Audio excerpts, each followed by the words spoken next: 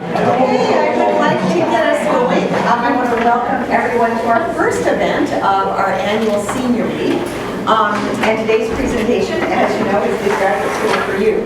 I'm going to give you a couple of housekeeping details and then I'm going to introduce our speaker. My name is Jackie Smith-Bates and I am the director of the Center for Career and Calling. And I want to make sure, does everyone have one of these tickets? If you need one, raise your hand and we will have it passed out. There's a stack right there. And as several of you know, the deal is you get 3 stamps on these things and you get a free leather portfolio, which is lovely, by the way, and will make you look very professional. The other thing I want to let you know is we will be stamping these things on the way out. Erin is passing out home. We'll be stationed at these 2 doors, so we will give you your stamp as you go out, okay? So, with no further ado, oh, and also, I'm sorry, there is a sign-up sheet going around, so please be sure your name is on the sign-up sheet. We're just trying to keep it count and know what seniors, juniors, etc. So, let me go ahead and present our speakers. Today we have Dr. Margaret Diddams, who is a professor of industrial and organizational psychology, and she's the director of the Center for Scholarship and Faculty Development here at SPU. Been here a number of years, done this presentation many times. I didn't name a number. We've both been around a while and know each other relatively well. But she has done this presentation many times, knows graduate school stuff inside and out, did her own degrees at Bachelor's in Psychology at Wheaton, and she did her Master's and PhD at New York University. So she's got a good perspective around smaller Christian colleges and big state universities, and I think she'll be able to give us some great information. Without further ado, thank you. Well, congratulations, because you're here in Senior Week and you're actually thinking about graduate school, so that should feel absolutely fantastic to you. As Dr. Smith-Bates said, I am an industrial organizational psychologist. I wasn't too quick on the uptake 25 years ago. First person in my family to go to college. I didn't really understand what you could do with a college degree, and I thought you had to major in something that ended in a gist. So I thought biology, you could be a biologist, a physicist, and a psychologist. So I decided, for very bad reasons, as you can see, to be a psychologist. But God uses bad decision making for good. I am convinced of that. And I have absolutely adored being an industrial organizational psychologist. My spiritual gift is corporate surveys, large-scale corporate surveys. I've worked with tons of Fortune 500 companies over the years. I'm good at statistics. So designing corporate surveys and analyzing them, and then working with top leadership teams to come up with a development plan based on those corporate surveys is kind of what I've been doing outside of academics. I have been here at SPU for, we'll say, 20 years. Took a little break at Microsoft where I did some corporate surveys. And I've been here full-time since 2000. As Dr. Smith-Bates said, I'm an industrial organizational psychologist, and I have been in the Department of Industrial Organizational Psychology, which has a master's and a PhD program.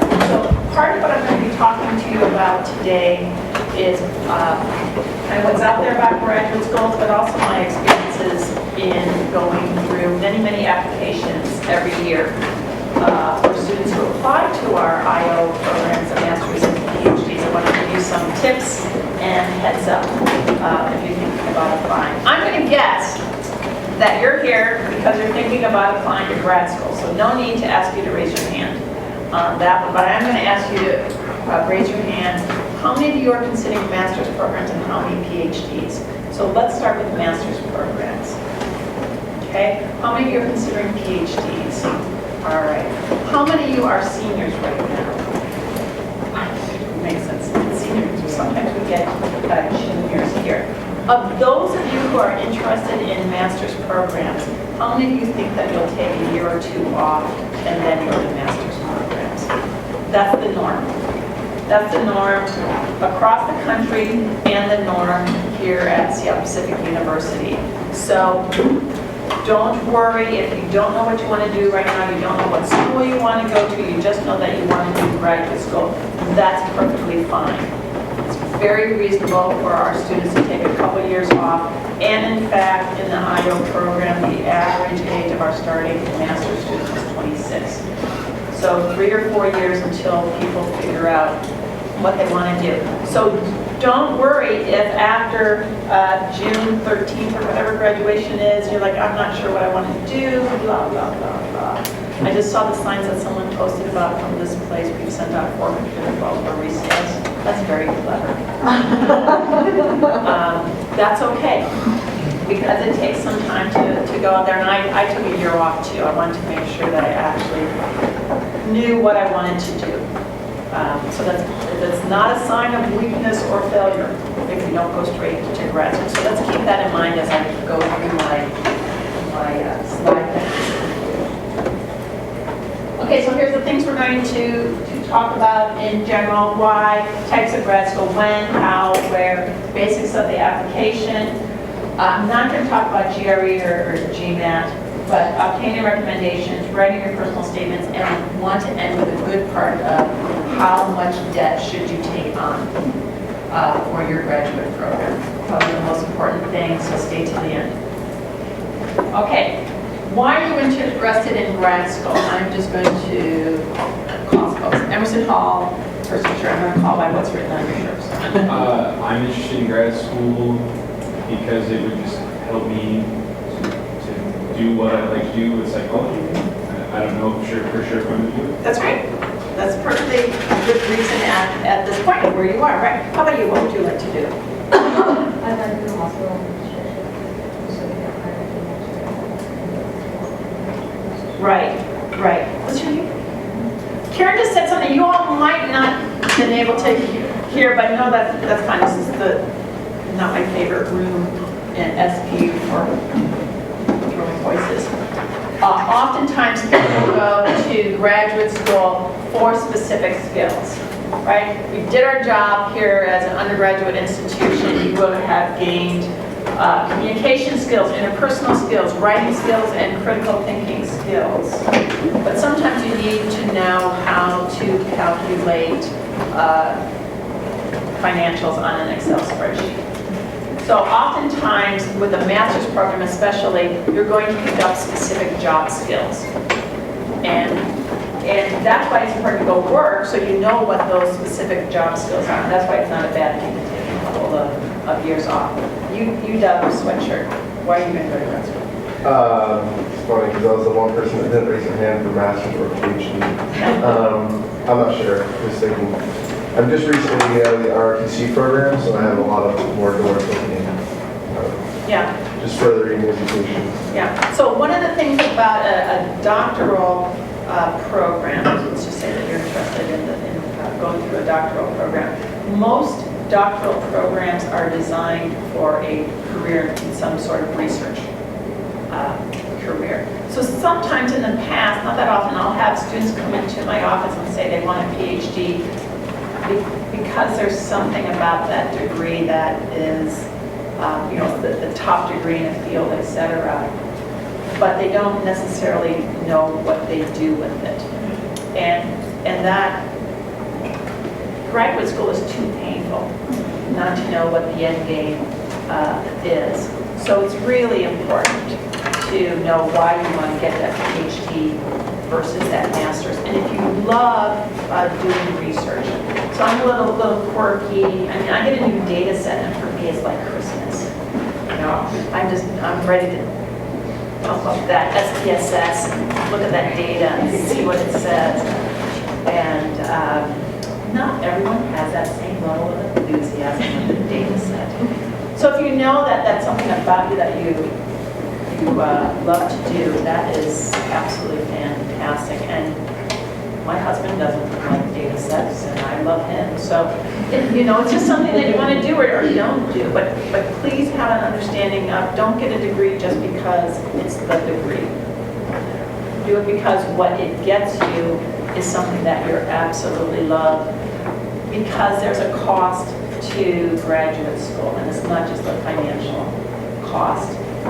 Our students here, I know it's true for me at NYU and our students here, is you are so hard at work, it puts a strain on friendships. and it puts a strain on family relationships. So the cost is not just financial, it's also interpersonal. And you need to know why you're doing it because of those costs. So types of grad schools. I'm going to go through this, I don't know why I put those on here. There's two ways to think of graduate school, and that's kind of the PhD and the master's. Think about professional or practitioner training, so you're going after those specific skills that will help you get the job of your dreams. So often in healthcare, engineering, management, education, the arts, you'll see an MA, MBA, MS. But the idea is that once you get that degree, you are set up for a specific type of job that you weren't able to get prior to having those skill sets. And what's important here is this type of degree is known as a terminal master's, meaning that there's no more schooling after it. The PhD and the Master's in Fine Arts is considered more of a research degree. And if you get a PhD, oftentimes you'll get something called an en route master's, which just means you met the 60 credits or so that you need in order to get the entire 180 credits of the doctoral program. It's not that big a deal. It's just you get the degree, but it's not the final degree. Here's why this is important. The en route master's is usually very different types of classes than the terminal master's. So for example, at New York University, there is a master's program in industrial organizational psychology, and it's very, very applied. The PhD program, the first 2 years, is very, very theoretical. So you get this en route master's degree at the end of 2 years in that doctoral program. And terminal master's degree, for the most part, those credits do not transfer into a PhD program because a terminal master's is very, very applied and a PhD program is very, very theoretical. So why am I making a big deal about this? You may have it in your mind's eye that maybe, maybe not, I want a PhD, but let me start with a master's degree, and if I really enjoy it, then maybe I'll go on and get the PhD. What happens is PhD programs may not accept those master's credits. So you pretty much have to decide, because they're very applied, and the first 2 years of a PhD program are very theoretical.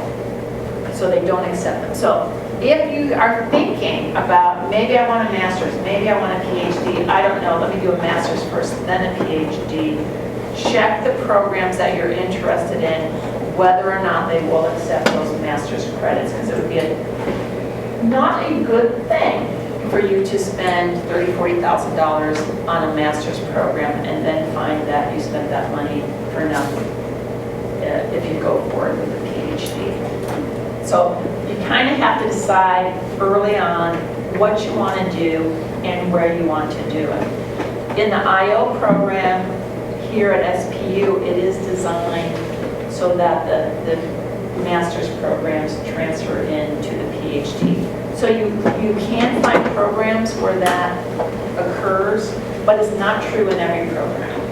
So you really want to make sure and be careful about that. Let me just put my toe in the water and see what I think about that. All right, so this professional training, these master's programs that are out there, most master's programs that are professional training are geared toward working adults. There's not a lot of scholarship money available. So you pretty much pay the sticker price. So whatever they're listing on their website as the cost, I'm moving around too much. So whatever they list as the cost, that's pretty much it. Of course, there's government grants, not grants, but loans that you can take out, Stafford loans, for example. But because there's not a lot of financial aid, these programs expect that you will work during the day in order to pay for it. So you'll see a lot of master's programs out there where you can work and make that happen. Maybe some exceptions are, for example, law school, medical school, where you just have to suck it up and take out the loans. But for the most part, a 2-year program or 1-year program is going to be in the evening. They'll accept somewhere between 15, 30, maybe even 100 students if it's a well-known MBA program. You might also think about certification programs. So maybe you don't need that entire MA, but you need to demonstrate that you have certain skills. So you may look at certification programs. Those are perfectly lovely. And the universities will work with you if you need to take out loans. So don't think that you're totally on your own when it comes to how to pay for these.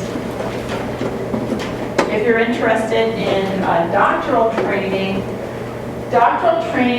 will, especially for a research degree, will usually pay your entire tuition and offer you a stipend. NYU right now is offering full load and $20,000 living expense. That sounds pretty good, right? The only issue is it does sound so good that they're highly, highly competitive. So you might find that doctoral programs accept about 5 to 10% of their applicants, maybe a handful. So you might have programs getting 200 applicants and they'll take 8 students. So if you want to pursue doctoral training, it's really, really incumbent upon you right now, especially those of you who are juniors and seniors, to be doing research with someone here at SPU or working with your advisor to do some sort of internship, for example, at the Hutch or Children's Hospital or something like that. One of the benefits of being in Seattle is there's lots of opportunities for research here at SPU or as an internship in the Seattle area, but you simply must have research experience. It's gotten so competitive over the last 30 years. It used to be that you were in good shape if you had an article published when you graduated from graduate school. Nowadays, people want to see your name on articles before you go to graduate school. So if you are interested in doctoral training in that research mode, highly, highly competitive, but you can do it. Get yourself prepared. We do have students from SPU who go on and get PhD research-based degrees. It just takes a lot of work to get yourself competitive in that place. So, if you do, I just love this picture. I found it on the web. That's how I felt in graduate school. For a doctoral degree, much more than a master's, your life is not your own. It really is more of a tutorial system where you are working with an advisor closely. When I was in grad school and it was the norm, I pretty much went from 8 in the morning to 7 at night, and on Saturdays I worked half a day. Never went in on Sunday, never worked on Sunday, because I believe in the fourth commandment as a commandment, not a suggestion. Keep the Sabbath holy. Anyways, a huge, huge drain, and fortunately my husband bought into that, and so we didn't have the stressors of it. I have just seen too many divorces from people going to grad school and their family said, I didn't sign up for this. So it's a wonderful thing though. It is it's a British tutorial system. You are sitting with your advisor becomes a serious mentor. You're spending the majority of your time in the lab or writing. You're just totally immersed in ways that you're not even immersed here at undergrad. And I thought, how could that be? So great system of learning. Nothing like it, but there is that external cost with it. So where to go to do this training? Talk with your advisor. Your advisor will be the best person to tell you what are the good programs out there in your field. There's also gradschools.com that you can look at for areas that you're interested in. Also, pretty much all the professional organizations out there have some kind of page for graduate students. So a lot of our students are interested in school counseling. I just want to show you their website for students. Pretty nice website of information of what exactly a school counselor does. For example, the need for school counselors, certification, continuing ed, counseling training. This is a great website, and most professional organizations have some sort of page like this for students. Just show you Society of Industrial Organizational Psychologists, may I say, has an excellent page for students. Great resources. So I might encourage you, if you're thinking about grad school, go to your professional organizational first, look at that web page, and then go and look at something like gradschool.com. Other thing to keep in mind is the undergraduate reputation of a school is in no way related to its graduate programs. So for example, University of Nebraska found itself with, in hiring a great department for studying leadership. It's just that they had a very famous person land there, and then other faculty members wanted to work with this famous person. So over the last 20 years, the University of Nebraska has developed an incredible program in leadership. Western Washington for many years had a fantastic social psychology program because they had a very famous social psychologist who wanted to live in Bellingham. Who knew? So don't assume because of a school's undergraduate reputation that it has anything to do with the graduate program. Another example, Columbia University versus New York University, one's downtown, one's uptown. Columbia, of course, has a better reputation, but in my own field, industrial organizational psychology, we had the stronger graduate program. So again, focus on the graduate program and not the undergraduate reputation. Another thing you want to think about strongly, and I may say this again and then again and then again, if you are interested in a master's program and you don't already have a job, so sometimes people go and get a master's degree because we'll bump them up in pay or promotion where they work now. But a lot of times people go to graduate school because they want to change jobs. Does the school that you're looking at, does the department you're looking at offer job placement? This is so critical. I can't say it enough. Make sure when you're looking at grad schools that there is there's some form of job placement available. Because a lot of schools have those and a lot of schools don't.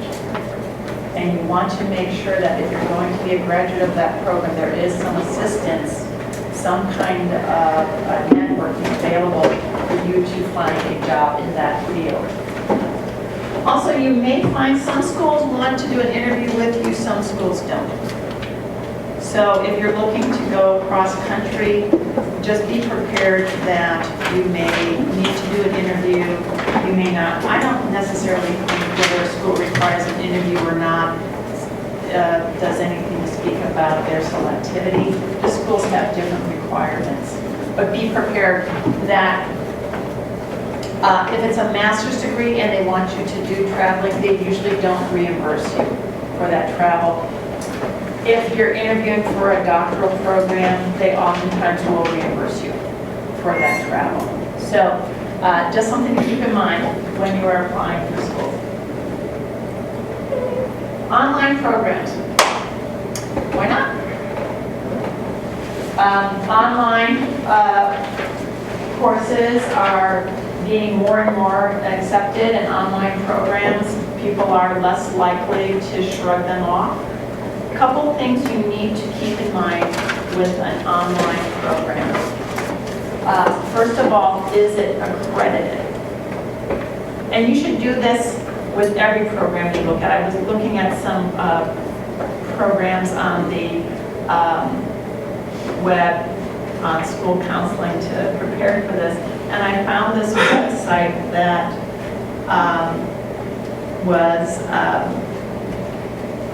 had school counseling courses online, but it wasn't accredited. It said endorsed. Well, that was kind of sleazy, actually. Endorsed by, and it showed these little emblems of different organizations. It's like, well, no, you're not accredited. And it's not fair to students who don't know what accreditation means to just have endorsed by. We have something here in the Pacific Northwest called NAWUCA, which is the Northwest Consortium of Colleges and Universities. They accredit all programs in Washington State, Oregon State, Hawaii, Alaska, and I believe Idaho also. Even into Utah, they do some stuff. If a program is not accredited, it is not recognized as an educational program. Okay? So edX is not accredited. You can learn tons, but it's not course credit. So make sure when you're looking at graduate programs, it is indeed accredited. Otherwise, especially I've seen folks get doctorate degrees and they didn't know the program wasn't accredited. Well, they can't call themselves doctors because it wasn't accredited. It's terrible, terrible stories of people who didn't know that they weren't at an accredited school. So make sure it's accredited. Okay? Some programs have online, blended, some residency requirement. There's a lot of global MBA programs out there where you do a lot of it online and then you may go down to Southern California for a week. So we kind of call this low residency programs. The University of Pennsylvania has some pretty nice doctorate in education programs that are low residency like that. So they're fine. You just have to look at the quality and make sure that they're accredited. Also look at placement. And I would want to see, and you should do this for any graduate program, what is the salary, a starting salary for graduates? This is perfectly reasonable. Don't be embarrassed. It's not like you're asking to seize the laundry hamper or something like that. It's perfectly reasonable for you to want to know what is the starting salary for graduates and where are they placed. All right, that said, SPU for grad school, we have 30 graduate programs. Like I said, I've taught in the MBA program here, I've taught in the Masters of IO, and I've taught in the doctoral program. So if you're interested in staying in Seattle, you loved your undergraduate experience, please take a look at our grad center and the different programs that we offer. Again, kind of similar things. The graduate programs are for the most part master's programs, and it does not have the financial aid packages that we have here, but there are some fantastic programs we have. I love our education masters. I love our IO programs. The MBA program is highly rated for service to its students. So lots of good things. So please do consider SPU's graduate programs. Okay, who to talk to if you're interested in a program? Well, everyone has websites. Obviously, go out and look at the website, go look at grad.com. Usually at the professional programs, they also have a coordinator, someone you can call and find out more about the program. If you're interested in a PhD program, do not call a professor. Professors are overworked, underpaid, busy people, and there's nothing worse than having a student call and say, I'd like to talk with you about your doctoral program. Like, I don't have time. I really don't. And then I'm cranky. And I'm a nice person, so think about cranky faculty who get called. It's not a good thing to call professors when you're interested in their program. Like I said, think about this. A competitive program will have 200 plus people applying, and you're the poor professor that's getting 200 calls sometime in the month of December or January. It's just not good. If you are interested in a program and working with a specific professor, talk to your advisor and have your advisor call that person. I'm much more willing to talk to a peer than I am a cold call with a student. So it doesn't buy you bonus points to call a professor, and I would really encourage you not to do that. Work through your advisor to contact a specific professor. Here's the only reason you can contact a professor: you're volunteering to work in their lab. If you're volunteering to be a lab assistant or research assistant, then you can go ahead and call them. That is fine, but not just to call about a program. Okay, when to apply? Again, it's okay with the professional training to wait a couple of years. To be 26, 27, not a problem whatsoever. What you really want to do, and what they're really looking for, is that you have an idea of what you want to do in that field. So internships, working for an organization that is similar to the work you want to do, so working at Children's Hospital in some way, very helpful. Volunteer. Because one of the problems is kind of a catch-22, right? You need to get that work experience to get into the master's program, but you can't get that work experience because you don't have a master's degree. So some of you, for example, want to work for the Gates Foundation. The Gates Foundation wants people with masters. The master's programs want you to have work experience. It hurts your head to think about that. So volunteering, working at a company but maybe not in the same field. There's ways to get to where you want to go. In the academic training, in that PhD, they really, again, as I mentioned, want to see that you have research experience. And it's better to go sooner than later after you graduate from undergrad. So a lot of PhD students, the students are going right pretty soon after undergrad, right away or a year or so. And the doctoral programs want that. They want you to be in that learning mode. They want you to be there. So, okay to take years off and expect it on a master's program. PhD pretty much straight out after undergrad. And when to apply? A lot of master's programs have rolling admissions. You can pretty much apply anytime you're ready. And you may start the next quarter. That's not typical.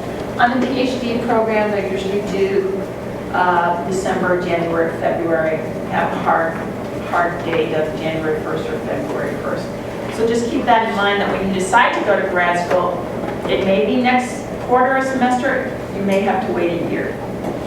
But usually those decisions are January 1st, February 1st. So it's a good time to start thinking in the fall, and that's when you need to think about taking the GRE and the GMAT or whatever else is expected around that.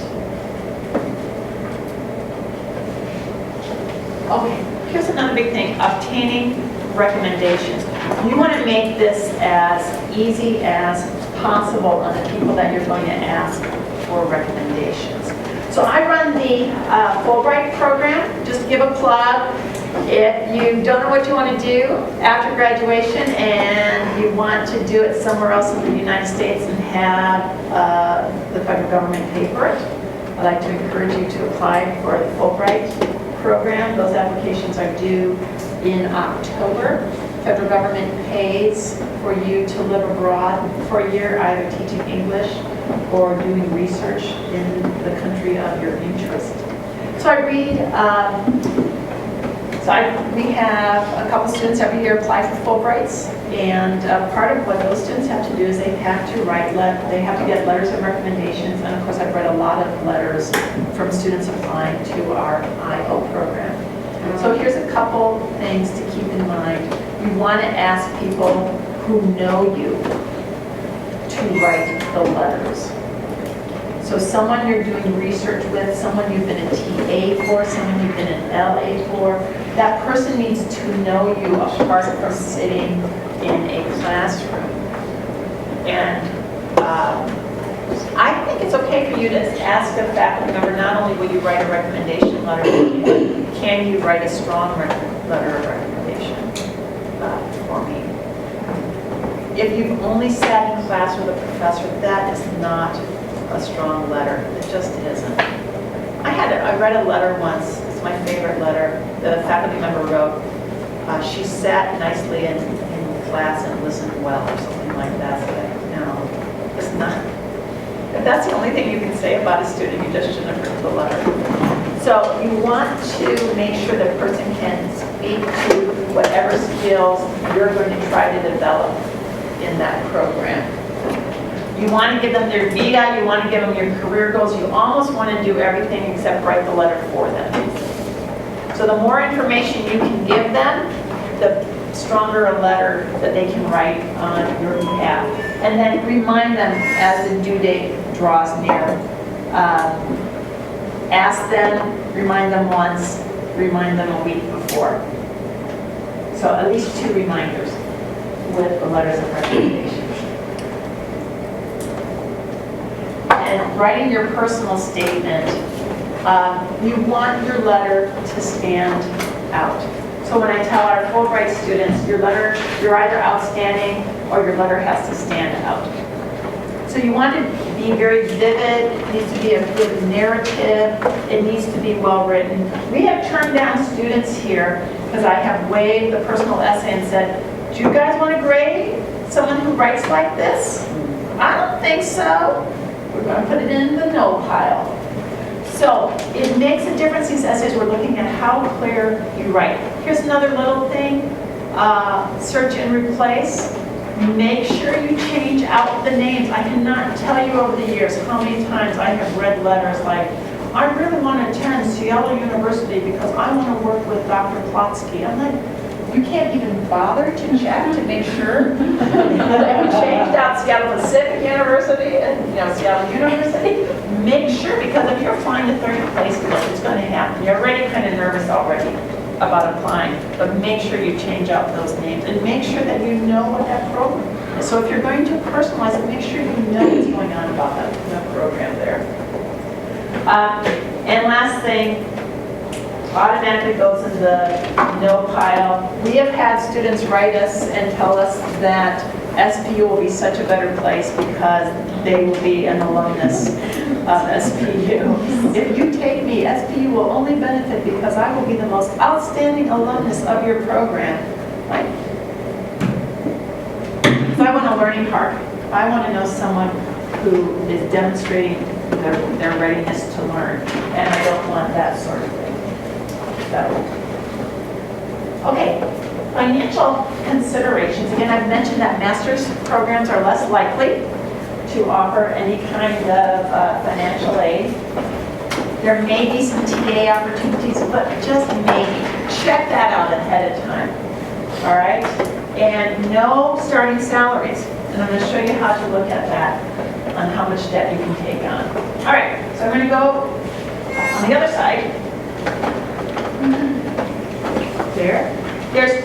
We're going to work through school counselor, and I want to show you, anyone who's interested in school counseling? I always get a couple, so that's why.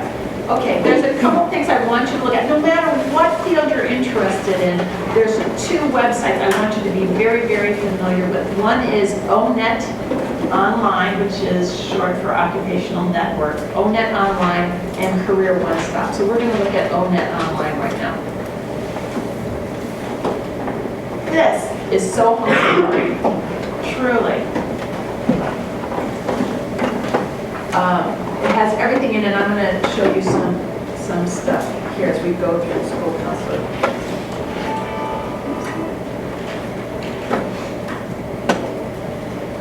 So the first thing it does is I just typed in school counselor. It will show you all the other careers that are related to school counseling. So you may have never thought about elementary school education administrator or special ed teacher. Anyways, so there's great things that you can look at, fields that are somewhat related. Then they also have this little icon here that says, hey, if you're interested in educational school counseling, it's a great field. It's something you might want to, there's more job opportunities out there. So Bright Outlook is lovely to see. So I'm going to click on this. And here's the best part of why I love ONET. It will tell you what knowledge, skills, abilities, it will tell you what the job does. So if you're not familiar with the job, it will tell you more about it. What you need, education. Here's my favorite, let's click on this. So what this says is people who are school counselors tend to have these types of personality characteristics. They tend to be social, they tend to have concern for others, they tend to be good at cooperation, etc. Here's what's lovely about this. You can go up to the Career Counseling Center and take the Strong Vocational Interest Inventory. And the Strong Vocational Interest Inventory will tell you what preferences you have for working. And it's $20 or it's free for students? $20. It's the best $20 you can invest. It's a really great investment. And then you can go to ONET and say, I have this profile. What jobs might be a good fit for me? What types of careers? It's very, very helpful if you don't know exactly what you want to do around that. So you can find out all sorts of information about a career with ONET. It's really fun to play on the website, I have to tell you. All right, so we have all this information about career, school counseling, blah, blah, blah, blah, blah. We go all through it. And there's this little thing here, wages and employment. So we're going to go there. And it takes me to Career One Stop, which is the other website I wanted to show you. Okay, so I'm just going to, so you can see it. Just so you can see it. Again, you can put in careers. This one has less vocational counseling and more dollars and cents, but it's a great site too. So ONET Online and Career One Stop, really worthwhile to take some times to look at these. Back, please. Alrighty, so here's the median wage for school counselor, and I'm going to go to the great state of Washington. Let it go. All right, and it's going to tell me down here what the wages are across the U.S. and across our lovely state. And as you can see here, we have a slightly higher hourly rate because it just costs more to live in a Seattle area. So you can kind of see what to expect in hourly rates. Something else you want to see, which is the not so good part about school counselors. Right now there's about 200 openings across the state. It's a very tight market for school counselors. So you want to know, if you want to stay in the Seattle area, Washington area, what is the job outlook for that field? So across the country, it's great. Here in the state of Washington, it's fairly tight for school counselors. All right, then you say Washington State. Well, that's lovely, 1912, but I don't want to go live in Ephrata. So what exactly? Anyone from Ephrata? I like Ephrata. I like school. I'm covering myself. We can cut that part out here. But we can also look at median wage by occupation across the state and compare wages by metropolitan area. So you can look at in the local area. So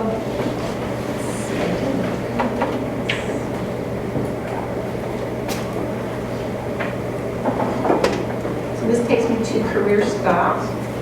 And it keeps me in that job, by the way.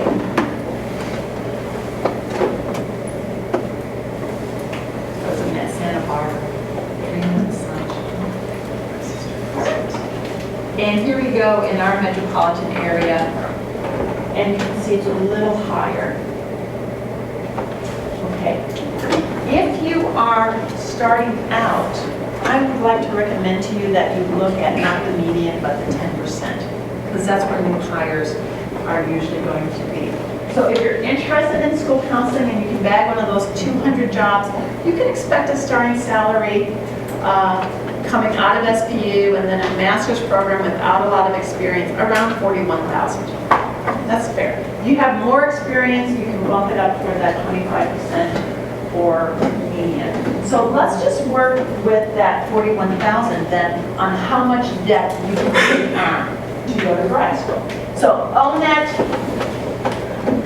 career info, that's where you get the salary information. Then what you want to know is how much debt can you take on. So given that it's 41,000 as our starting salary, let's just go with that. I'd like you all to make 78. I would like to make 78. But we're going to go to a website called finaid.org. Shut up, because I was just looking at it before I came. No.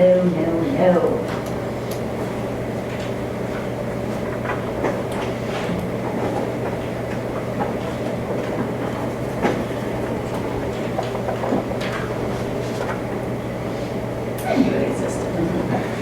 All right, so what we're going to do here. Where do you see that? In the middle column. Here, yes. Thank you. Okay, we go down here. And toward the end. How much to borrow? Oh, here we go. Student loan advisor, master's students. That's actually what I want. Okay. So just look for the master's program, and what you can put in here is I'm going to put, instead of field, I'm going to put in that dollar figure because it's Seattle and the 10%. So I'm going to put 41,000.